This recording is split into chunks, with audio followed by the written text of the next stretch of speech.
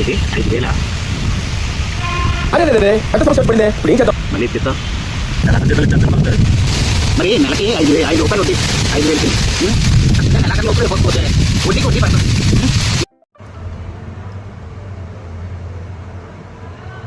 Hello Ramesh, ఏడున్నావురా? అరే 1వ తారీఖు వచ్చింది కదరా బాయ్, ఇంకా శాలరీ పడలేదు. అమౌంట్ ఏమో నాకు టైట్, కొంచెం అమౌంట్ అయినా అడ్జస్ట్ చేస్తావా? Salary పడినట్టుంది. Yes.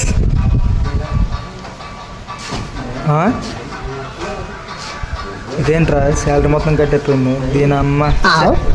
Twinkle twinkle little star, how I wonder what you are, how I wonder what you are. Twinkle twinkle little star.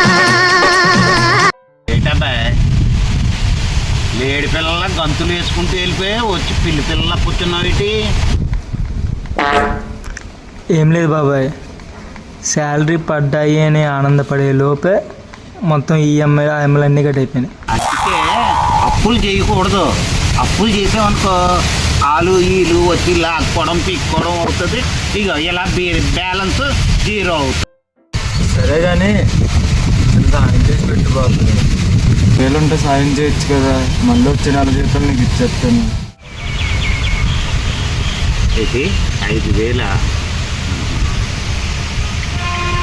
అరే పెద్ద సమస్య వచ్చి పడిందే ఇప్పుడు ఏం చేద్దాం? మళ్ళీ ఇప్పిస్తా. 4 జీతాలు ఇచ్చేస్తాను బాబు. మరి నెలకి 5 రూపాయలు వడ్డీ, 5,000కి కరెక్ట్గా నెలాఖరు లోపల ఇవ్వకపోతే వడ్డీకి వడ్డీ పడుతుంది. అయితే అరే నీ అబ్బా బాబు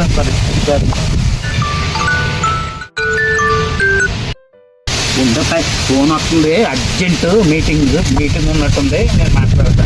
చూసాడుగా ఏంటి బాబు అన్న, ఇంకోసారి మీటింగ్ ఉన్నట్టుంది, నేను మాట్లాడతా.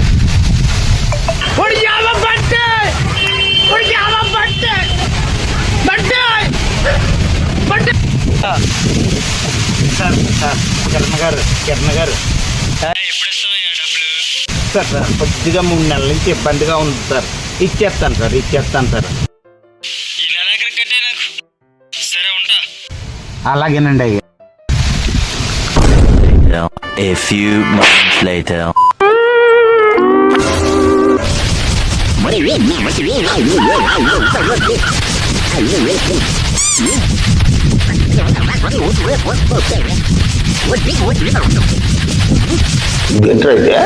అరే నీ అబ్బా